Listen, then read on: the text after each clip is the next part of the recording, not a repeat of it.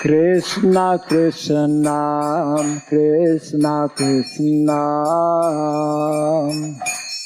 Krishna Krishna, Krishna Hare Krishna Krishna, Krishna Krishna, Krishna Krishna. Om Namo Bhagavate Vasudevaya. Om Namo Bhagavate Vasudevaya. Om Namo Bhagavate Vasudevaya. Om Namo Bhagavate Vasudevaya. Om Namo Bhagavate Vasudevaya. Om Namo Bhagavate Vasudevaya. Om Sri Surabhyaya Namaha. Om Sri Surabhyaya Namaha. Om Sri Surabhyaya Namaha. Om Sri Surabhyaya Namaha. Om Sri Surabhyaya Namaha. Om Sri Surabhyaya Namaha. Mukam karoti basalam pagum langayate girim yat kripa tamaham bande Sri Gurum Dinataranam yat kripa tamaham bande Sri Gurum Dinataranam. Hare Krishna. Hare Krishna. Welcome to our session, Pariprashnena Sevaya. We are continuing taking questions from different devotees. Last few days we have not received many questions, and again, unless questions keep coming in, I will not be inventing questions, so either questions will be there or they will not be, and that will affect, of course, this program. Just a bit of information before we read from our speaking about Varnasrama. Today we held our second tutorial for our teachers at Varnasrama College online. This was given by a devotee in Orlando in the US who has been teaching online for the last 8+ years. Tirtharaj Prabhu.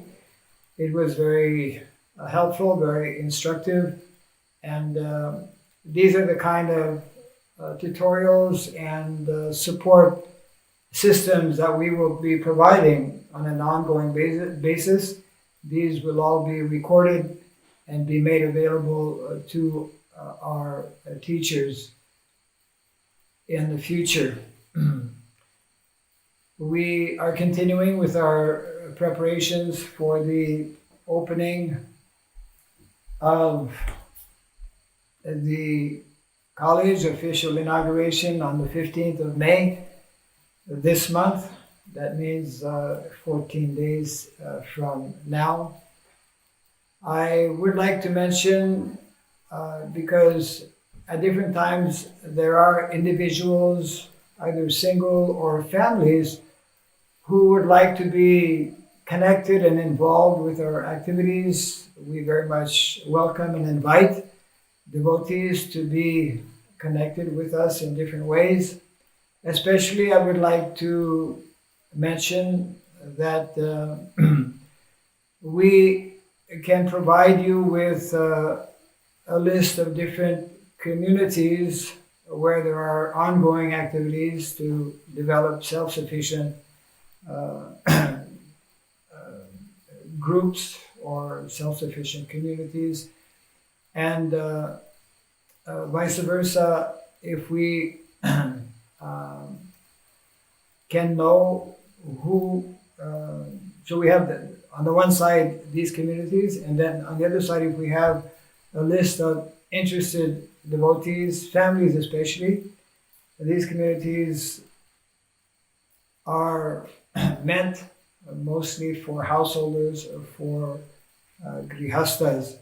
So already we are being approached at times from members of some of these ongoing existing rural communities if there are any householders.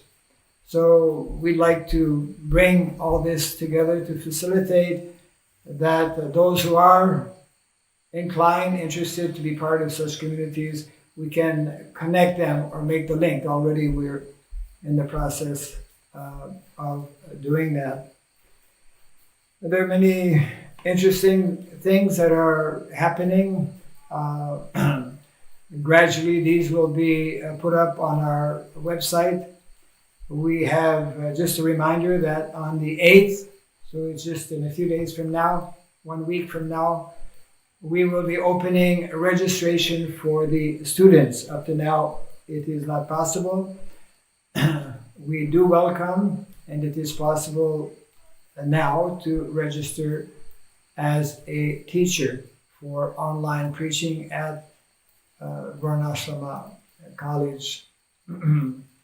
So we will go right away to read some section from speaking about Varnashrama.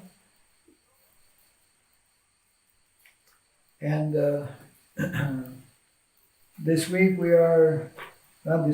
today, we are reading from chapter 39, which is a conversation or pieces of conversation in Vrindavan on the 27th of May, 1977.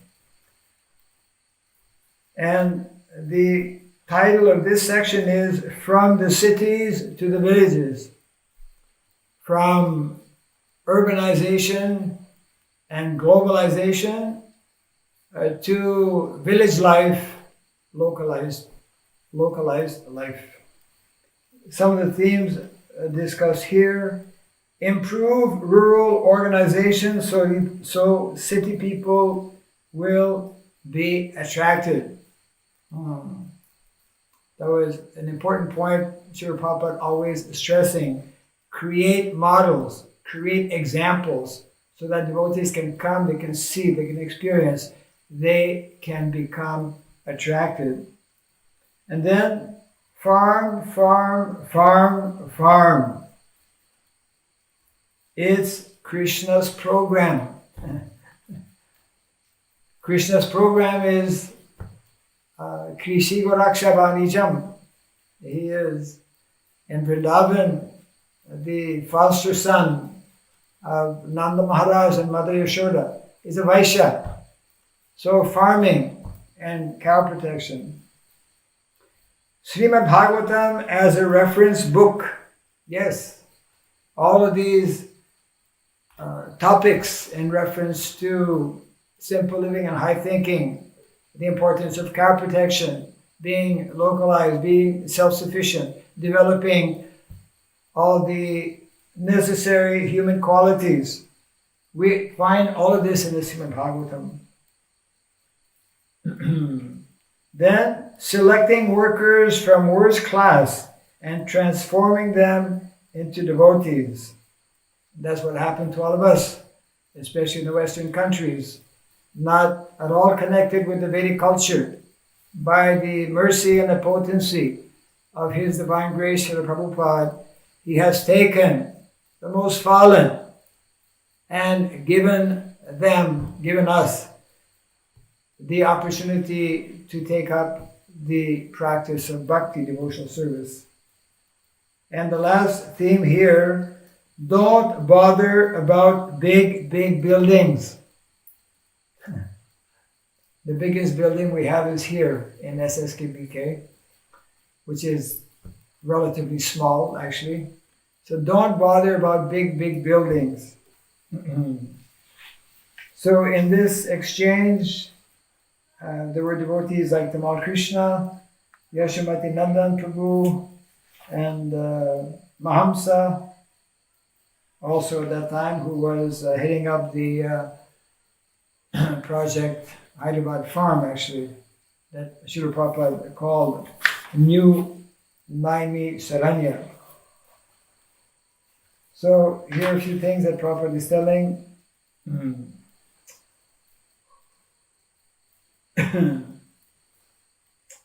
So much land is lying idle and these rascals are not developing it.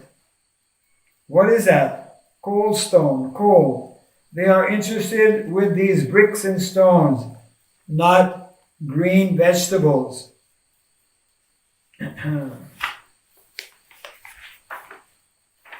And then we know how to do it.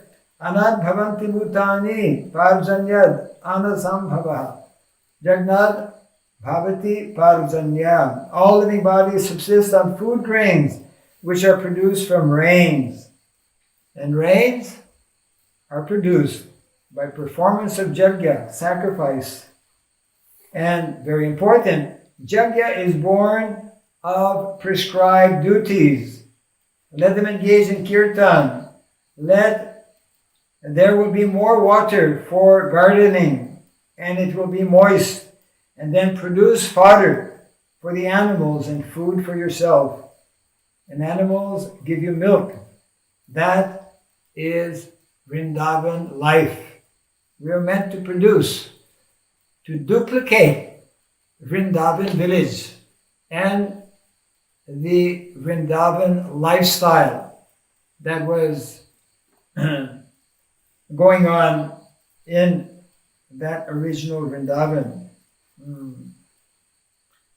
And they are absorbed in this so-called opulence. Krishna has taken birth. They are bringing so many nice, pleasant foodstuff, very well dressed and ornamented. These are descriptions. In the morning, we were reading how they were happy, the inhabitants of Vrindavan, with Krishna and living and cows. That and I want to introduce. Prabhupada is telling that lifestyle, that arrangement in village like Vrindavan, that I want to introduce. At any cost, do it. The Prabhupada is telling, at any cost, do it. Don't bother about big buildings. It is not required. We should, be building by local materials. That's something else Srila Prabhupada instructed. Use local materials. I was looking at some documentary some time back. Someone sent a link how one person here in India, him and his wife, I think for 2 lakhs of rupees, they built their own mud house. Very, very nice. All planned out. Spacious, all the facilities are there, no need of electricity. They use solar panels, and they have a special place in the kitchen where they keep all the food in a cool area in the earth, surrounded by some water pot to make it cool. So many traditional technologies that are actually part of the Vedic culture that we have forgotten today. Make the whole field green. Produce. Then whole economic question solved. Then you eat sumptuous. Eat sumptuously. The animal is happy. The animal even does not give milk. Let them eat and pass stool and urine. That is welcome. Even when cows are not able to give milk, they remain valuable. They're very valuable from the very beginning to the end. Cows actually are so generous. Our acharyas describe not only when they are living, but after they leave their body. The cow is also of value in many ways. After all, eating, yes, so the cows, they will pass stool on the ground. So that is beneficial. Not simply milk is beneficial. Even the stool is beneficial. So then, this last point that Prabhupada is making about bringing people who may not be qualified, but giving them a chance to become qualified. We have to select our worker from the worst class of the society, Papi. Then Prabhupada quotes, Papi, Tapi, Jatachilo, Harinama, Udarilo. Papi and Tapi. But we shall prove by Harinam they become Krishna conscious. That is the movement. You trace the history of everyone. All worse third class, and they come here, and that is Krishna consciousness movement. So like this.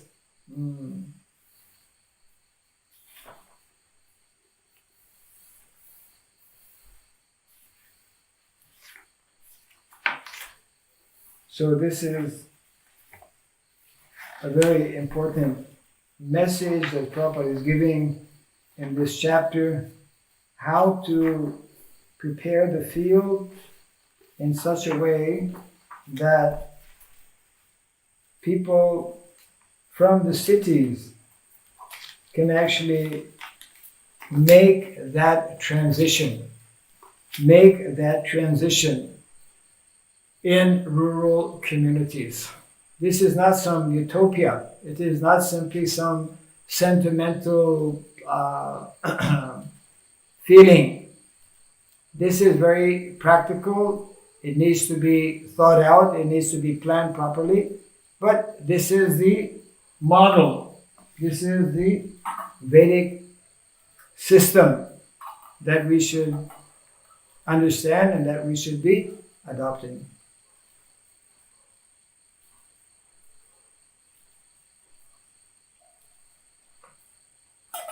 We will now go to some of our questions here. Yes. So today is the first of the month of May, and we are on our 31st session already, and taking question number 93, which is sent from Rishi Kumar Prabhu in the Gulf country. This was the second question. We took his first question not yesterday. There was a storm yesterday. We could not broadcast. So this is his second question. Dandavas Pranam Guru Maharaj, what is the meaning of total surrender to Krishna? Does it mean chanting all the time like Srila Haridas Thakur, or complete our 16 rounds and devote the rest of the time in serving Krishna in the temple or any capacity? Yes. This good question. We used to think in the early days that only one who joins a temple is totally surrendered, or only one who shaves up becomes a full-time devotee. Full-time devotee meant for us, I remember in the early days, if you're not shaved up, you're not a full-time devotee. If you're not living in a temple, you're not a full-time devotee. But as we practice Krishna consciousness, as we mature in our understanding, we should come to the position and understanding that anyone who is fully absorbed in remembering Krishna, in serving Krishna, in whatever activity he may be doing, then that person can be or is a fully surrendered soul. Then that person is also a full-time devotee. So full-time devotees are not simply those that we count who are living in our temples. Full-time devotees are actually those who have made this major commitment to Krishna and who are seriously endeavoring to surrender completely at the lotus feet of Lord Krishna. So therefore, Srila Prabhupada, he would explain that we have established 16 rounds. 16 rounds is the minimum that we should all be chanting as devotees, especially those who have taken the vow, those who have been initiated. That is the minimum number of rounds, 16 rounds. And the rest of the time, because there is such an urgency for spreading Krishna consciousness, the rest of the time we should be busy in different activities connected with Krishna consciousness. Now, majority of people who are living outside of our temples, some of them can be involved, and many of them are, in helping the preaching activities, either going out on Harinam a few times a week, helping in book distribution during the book marathon in the month of December, or at regular times as well. Many different activities that one can be engaged in as a congregational member. And the vast majority of our devotees, householders, they are working. They have a family to support, and they also need to support the activities of the Krishna consciousness movement. So what is most important to remember is the consciousness in which we are doing activities. So real surrender, real full-time devotee is that person who is making a very serious endeavor, who has taken, who has made this very very major commitment of giving his life ultimately for Krishna.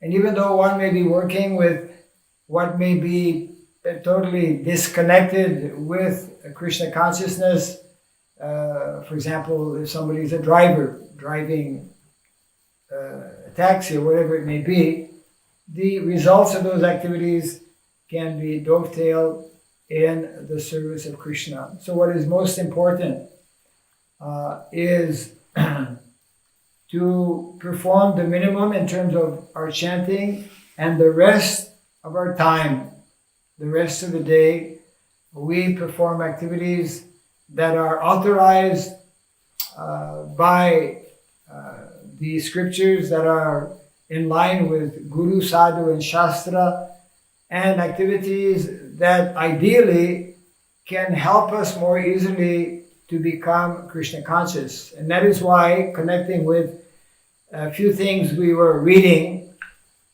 a few minutes ago, when we are performing activities that are more traditional, in line with how we should live within a Vedic framework, within the Vedic culture, then that is more conducive for our practicing of Krishna consciousness. Example, most of our devotees are working in the cities, working at jobs that have nothing to do with Krishna consciousness, and are surrounded by non-devotees, not having opportunity for good association. So many different pressures are there from their peers to engage in all kinds of activities or all kinds of discussions that have nothing to do with Krishna consciousness. It makes it very difficult. Therefore, a more ideal situation is to be working within a context where we have devotees who are co-workers, and where we perform or take up activities that are more in line with what is meant to be the natural occupation for the majority of householders. And this we have mentioned, but it is important to repeat. The main activity for the vast majority of householders is meant to be agriculture. You know, as strange as this may seem, you know, because most of our householders are in the cities, are working in some kind of professional job or whatever. But most are actually far removed from agriculture, from the land. So Prabhupada is telling, Shastra is telling, that this is meant to be the natural activity for the vast majority. And then, of course, some devotees bring up the argument, but how? We have not been trained up to do agriculture. How we will do, we don't know. Learn it. We have spent so many years learning to do artificial things, non-traditional occupations. Most of them are actually artificial, not natural. We have learned, and we continue, because modern day setup in terms of occupation or profession is that every 6 months or so, you have to go for upgrading, and you have to learn some new skill, or you have to learn this new technology or new system, new program. It's constantly changing, and it's putting tremendous pressure on individuals who are caught up in this kind of ever-increasing competitive lifestyle, competitive work. So, if it's difficult for devotees, and it is, how much more pressure is there on those who are not devotees, those who don't have this knowledge, and therefore who are not properly, sufficiently equipped to deal with the kind of pressure. And that is why this whole unnatural, artificial system, it is simply taxing on the brain, taxing on the psychology, the mind of individuals, and making it very difficult, very difficult to remain focused on Krishna. So this question is good, that we can become like Haridas Thakur, means we can reach these higher levels of transcendental realizations by taking up our different activities in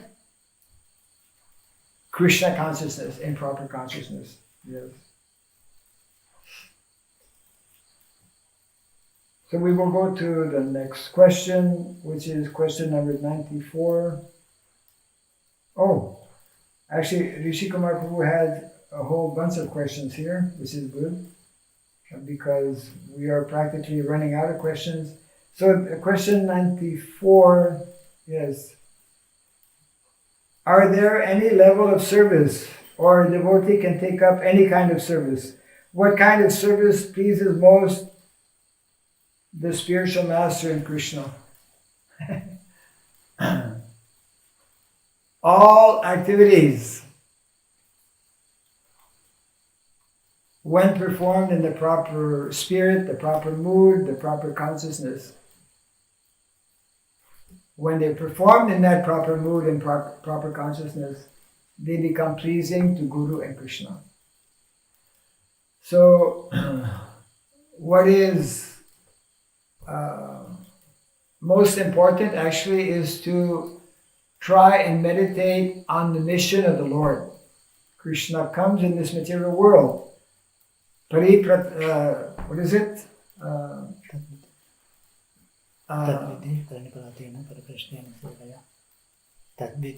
Yes, no, not that one.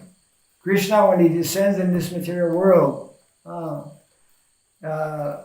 yada yada hi dharmasya glanir bhavati bharata abhyutanam dharmasya tadatmanam srijamyaham. I come, Krishna explains, dharma samsthapanarthaya, isn't it? Krishna comes to establish the principles of dharma. So Srila Prabhupada explains, the business of the devotee, the business of a disciple, is to actually assist Krishna through Krishna's representatives, the devotees, the acharyas, the guru, the spiritual master. We should be assisting these personalities in fulfilling the mission of the Lord. Guru is simply having one thought in mind: how to help my spiritual master fulfill the mission of his spiritual master, which is ultimately the mission of Lord Krishna. So there is no particular activity that will be more pleasing except those activities, regardless of what they may be, which will help to establish the mission of the Lord.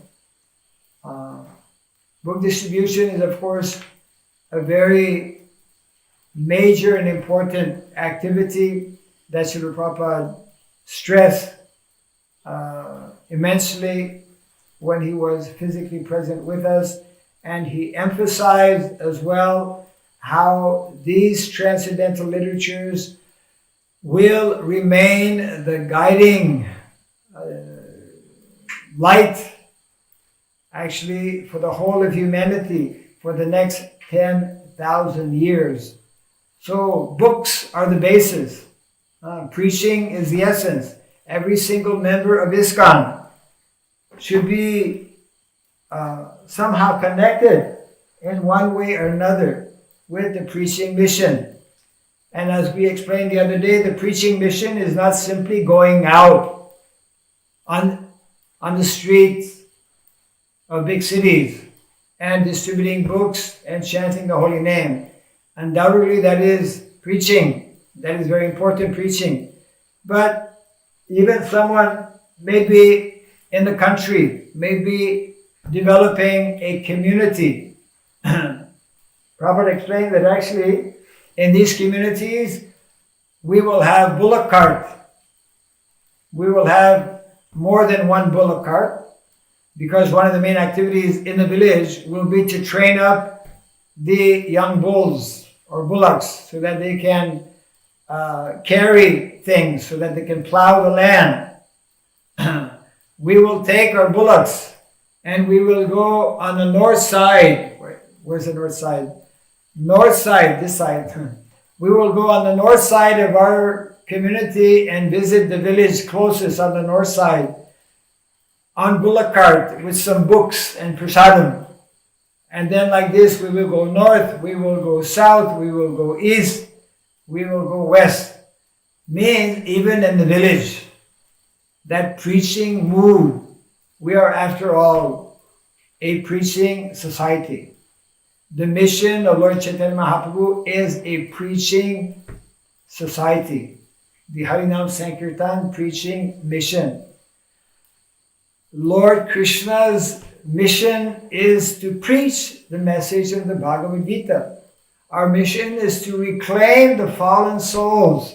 And Kali Yuga is full of such fallen souls. So we have unlimited opportunities to preach Krishna consciousness in unlimited ways. So we should pray to Krishna to help us find our way, in which way we can be helping or assisting Guru and Krishna to spread Krishna consciousness. So that is foremost. Devotee has to come to that platform of feeling obligated to Guru and Krishna for having received this opportunity of becoming free from this entanglement of this material world, from the modes of material nature, the threefold miseries of life, to become once and for all freed and liberated. This is like the greatest gift, and especially what awaits all of us is our development of love of Krishna, reviving our original dormant love of Krishna. This is unknown to 99% of the people in the world. So therefore, we need to develop an attraction and an obligation and a commitment to be involved in this preaching mission of Lord Chaitanya Mahaprabhu, which is being carried out over the years, over the decades, over the centuries by various acharyas. So, as we mentioned earlier also, regardless of what position one finds himself within the framework of Varnasrama, whether one is a Brahmana, Kshatriya, Vaishya, Shudra, in any of these activities, if one takes up those activities in proper consciousness, then that will be pleasing to Guru and Krishna, and we can become perfect. We can perfect our lives in any of these activities. If we are confused sometimes what we should do, then we can pray to Krishna, who can actually inspire us, or we can approach other senior Vaishnavas, and they can help us. Just to close on this point, I would say the following.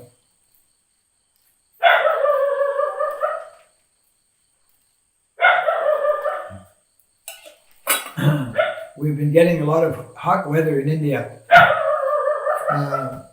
36 degrees here where we are in Udupi, and in Hyderabad it's even warmer, 38, if not 39. You know, that like in Fahrenheit that's like 106 degrees. And in Metpali, also last year I spent 1 month Metpali in Telangana. They're also right up there, just like Vrindavan, 39 degrees. Actually, last year we stayed at one place for 1 month. It did not come below 40 degrees. I remember every day I was looking, when is this going to change? 40 degrees, 41 degrees, 42 degrees. That's like 106, 110 degrees Fahrenheit. So regardless of where we are, we can somehow connect with Krishna, and we should develop that strong desire to help our acharyas, especially our founder acharya. And here's the point I wanted to make before I drank this water. The point is, because for so many years, actually Srila Prabhupada, as we know, spoke about Varnasrama, mentioned that 50% of my mission is yet to be fulfilled. Requested that we open, immediately we set up Varnasrama College. What is urgently needed in the world today is knowledge and training about these principles of Varnasrama. Otherwise, tomorrow we have no food because we don't even know how to grow food. And we are totally dependent on an unreliable system that can and will collapse. We've said this many times because these are the words of our spiritual master, because these are the words of Shastra. When we perform activities that are adharmic, then we will get results which will not be so nice, isn't it? So therefore, the point being that this whole area has been neglected. It remains to this day, 2020, after over 50 years, we have, practically speaking, no Varnasrama colleges. We have, practically speaking, very, very few farm communities who are actually self-sufficient. Very, very few who are actually able to say that our community is totally sustainable. Therefore, this whole area needs urgent attention. And therefore, I make this humble request, and this is why we are having this particular session of Pariprashnena Sevaya, and this is why we have this ministry here in India called ISKCON Daiva Varnasrama Ministry, and this is why we have been promoting this Om Sri Surabhi campaign, for example, to bring that awareness. And more recently, this is why we are starting this Varnasrama College online. It is being neglected, grossly neglected. This is not pleasing to our Acharya, Srila Prabhupada, to our founder Acharya. This is not pleasing to Krishna. We are, by not taking this up, not able to actually provide the kind of help and assistance that we could be and should be to hundreds and thousands of people, you see. So I very much encourage devotees to read literatures that are speaking on this subject matter.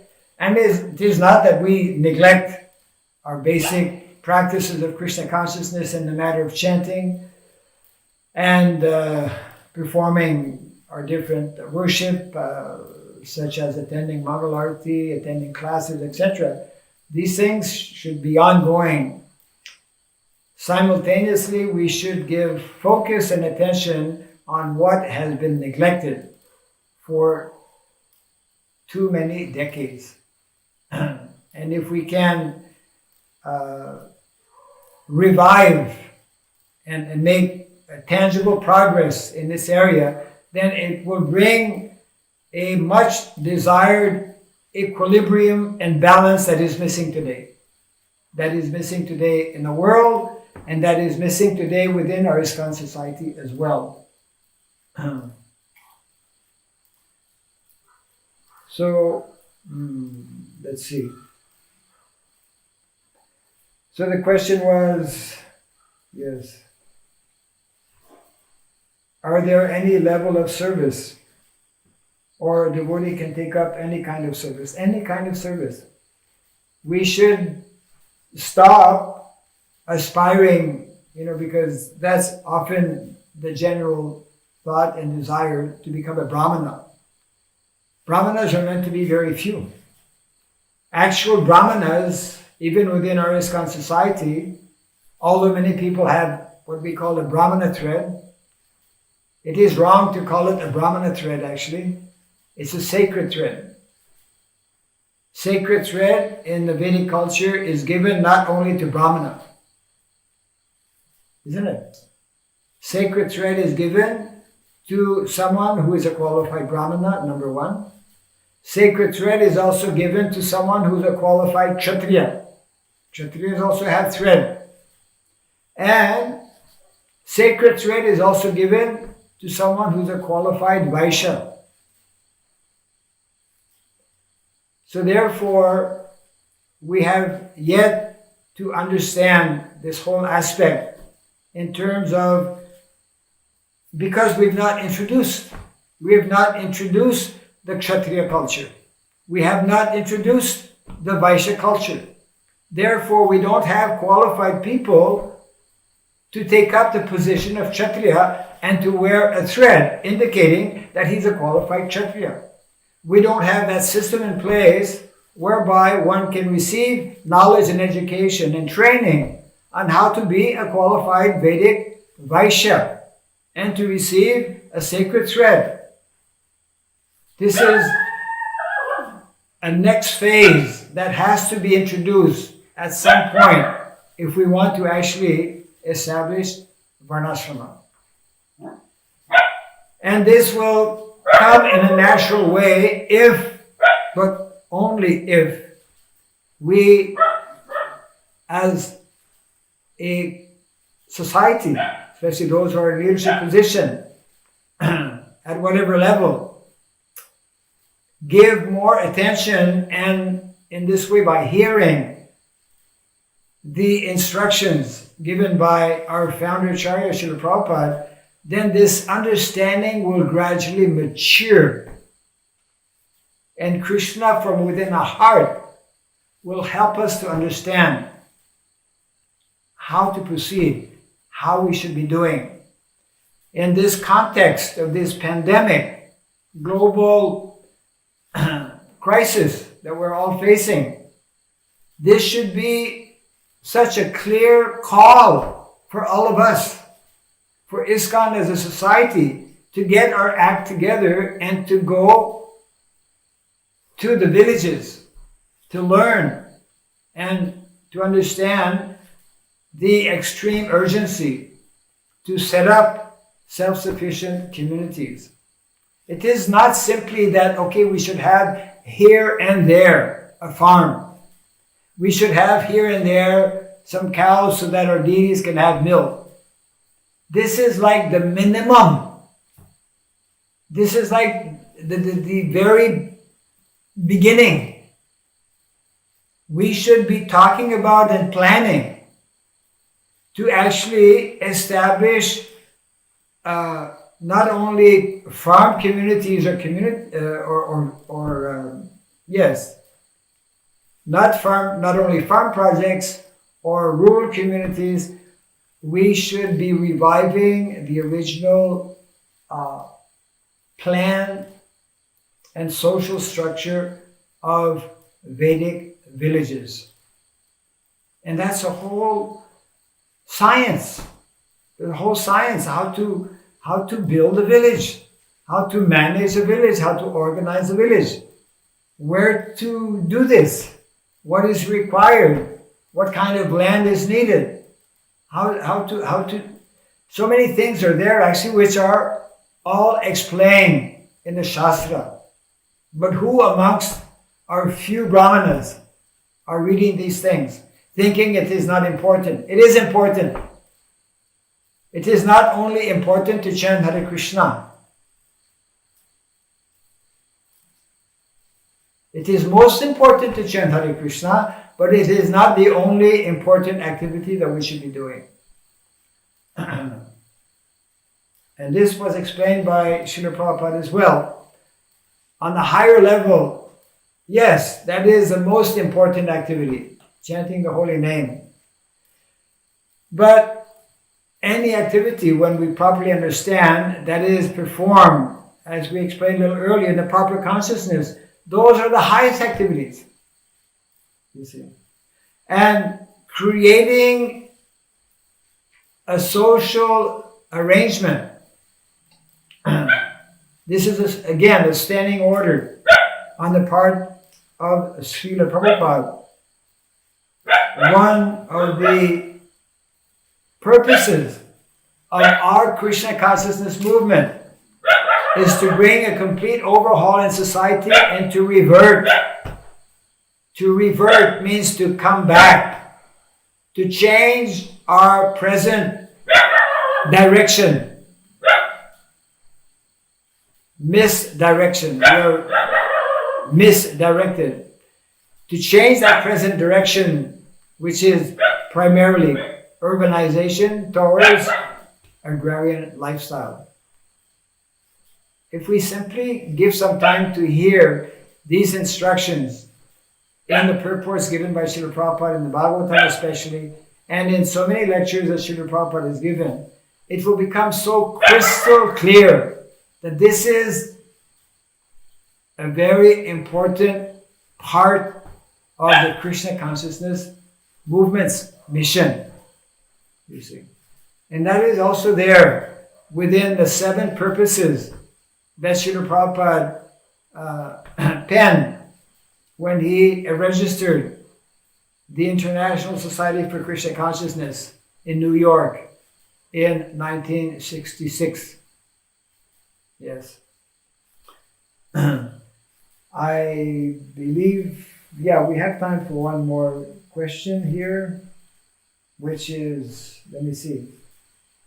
Whoops. Yes, another question. Rishi Kumar Prabhu had a whole bunch of questions, I think 5 questions.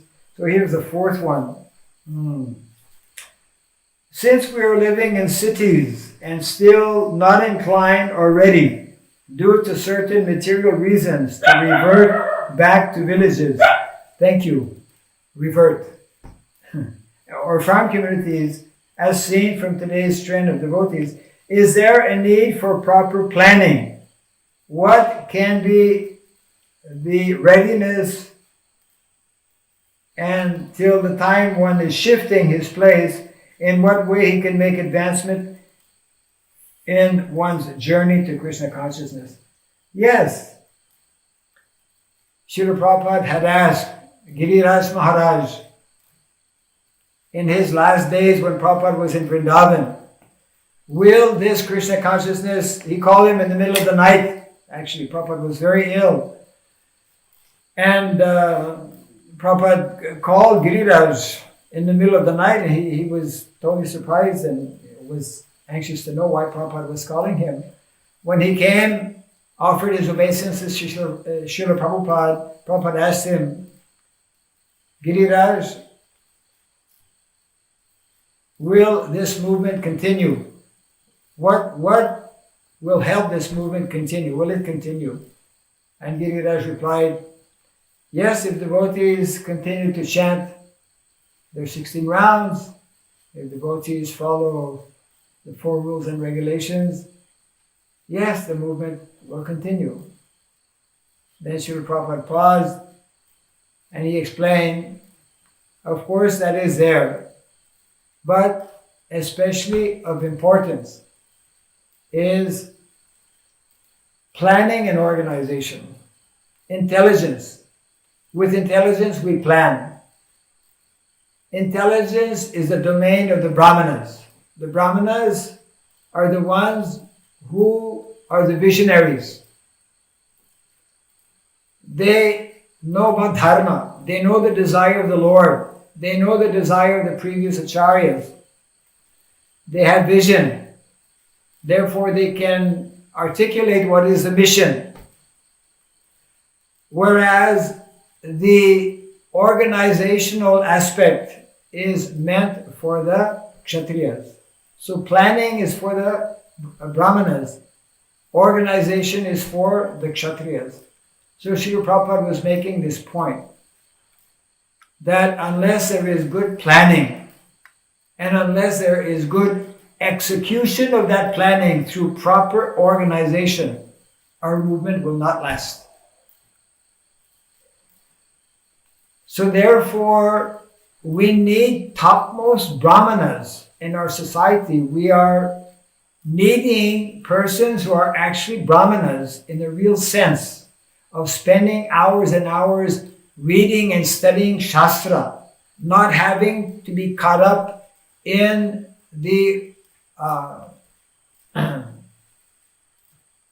working force, being obliged to work to earn a living.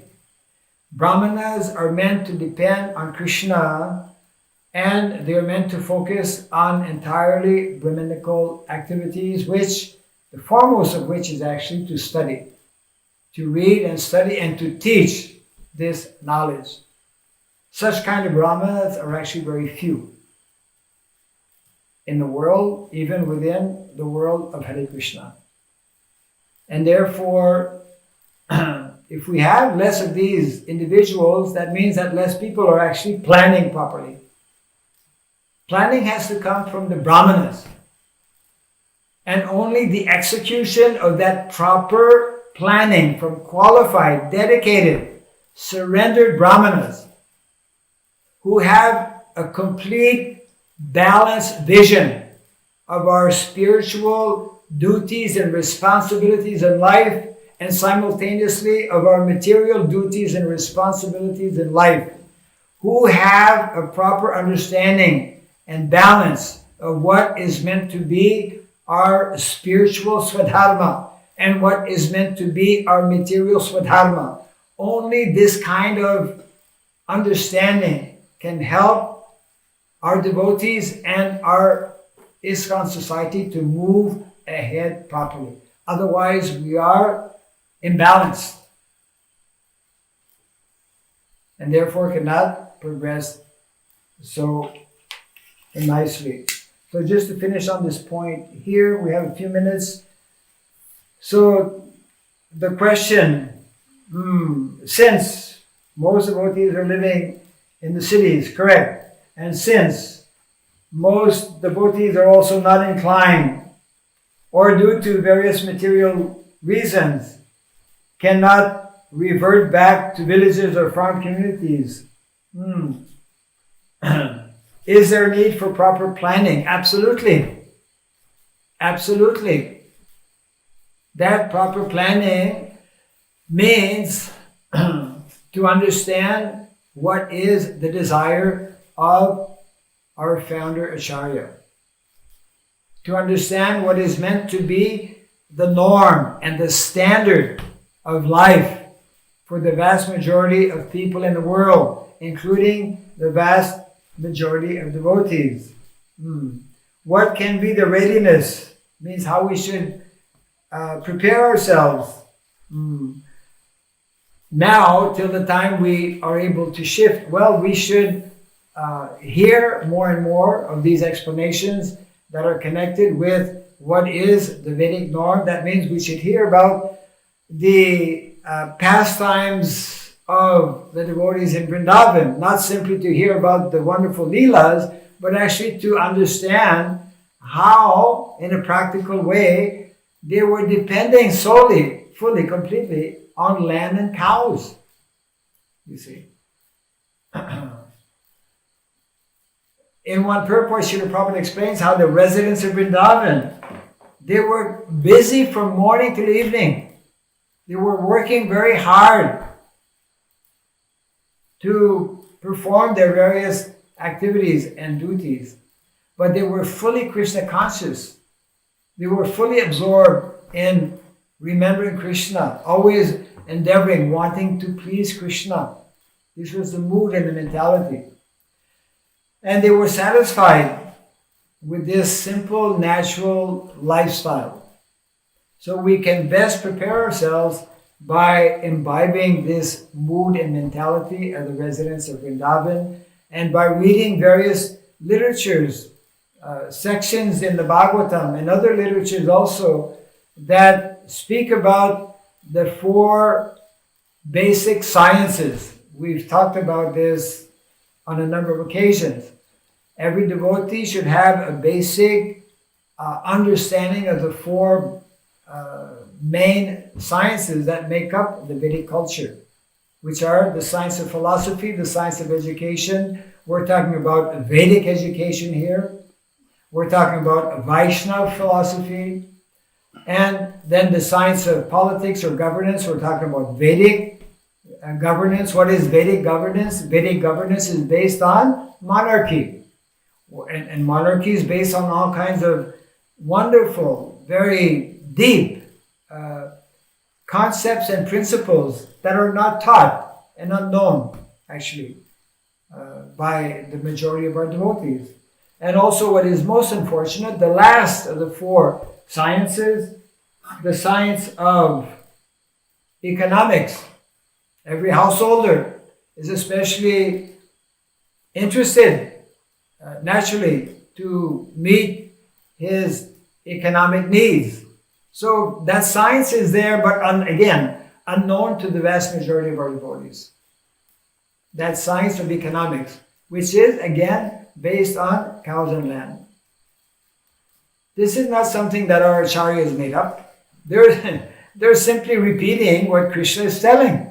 They're simply repeating what previous acharyas and how things were in India even up until recently. Not only in India, all over the world, this agrarian lifestyle was actually the norm. So the more we understand this, then we can prepare ourselves and taking up different skills, becoming students at the Varnashram College online that we will be starting, that will be inaugurated on the 15th of May. And I should close here actually, because we are at the end of our session today. Just a brief reminder, on the 15th of May at 7:35, 7:40 in the morning, we will have official inauguration at the Nandi Sanctuary in Sri Mayapur, which is headed by Dayal Mukunda Prabhu and his team. And we will have simultaneous Go Brishabha Puja, worshipping of Mother Cow, and worshipping of Brishabha, Father Bull, because that day is Brishabha Sankranti. We are endeavoring right now to reach out actually to so many devotees who are connected with farm communities. We really want to make this a grand event that will make it possible for devotees to become more aware and more connected And by taking these different courses, one can learn so many things. One can learn skills to prepare oneself to actually live in such self-sufficient communities. So I will close here today, thanking all of you for being very attentive in hearing. Please continue to send in questions.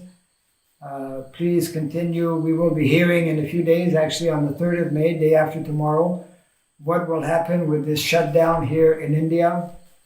And whatever may be, the devotees should still continue to be cautious and to be protecting themselves and to follow the various instructions and guidelines that are being given by different authorities who are there. So we can all together repeat the Hare Krishna Mahamantra to close our session today. Hare Krishna, Krishna Krishna, Hare Hare, Hare Rama, Rama Rama, Hare Hare.